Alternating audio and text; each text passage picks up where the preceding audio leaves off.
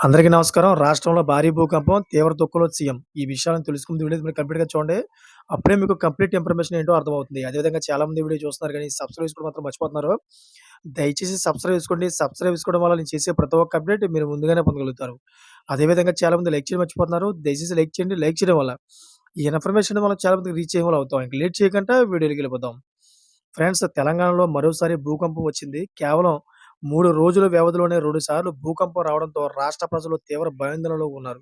అయితే మొదటిసారి రెక్టర్ స్కేల్‌పై 5.3కి పైగా తీవ్రతతో భూకంపం వచ్చింది.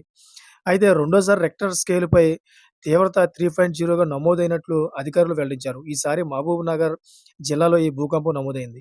అయితే ఈ భూకంపం ధాటికి ప్రజలందరూ ఇంట్లో నుంచి బయటికి పరుగులు తీశారు. ఇల్లులు ఊగిపోవడంతో ఎక్కడ కూలిపోతుందన్న భయంతో బయటకు వచ్చేశారు. అయితే రెండోసారి కంటే మొదటిసారి భూకంప ప్రభావం ఎక్కువగా ఉంది. వరంగల్, హైదరాబాద్, ములుగు, భద్రాద్రి కొత్తగూడెం, నల్గొండ తదితర ప్రాంతాల్లో ఈ భూకంపం నమోదైంది. అయితే గోదావరి పరివాహక ప్రాంతాల్లో తేడాలుగా ఉన్నాయని, అందుకే భూమి కంపించిందని శాస్త్రవేత్తలు వెల్లడించారు. ఏపీలో కృష్ణా, ఏలూరు జిల్లాలోని కొన్ని ప్రాంతాల్లో భూమి స్వల్పంగా కంపించింది.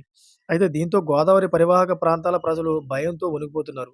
ఇప్పుడు రెండోసారి కూడా భూకంపం రావడంతో అంతా ప్రాణాలను అరచేతిలో పెట్టుకున్నారు.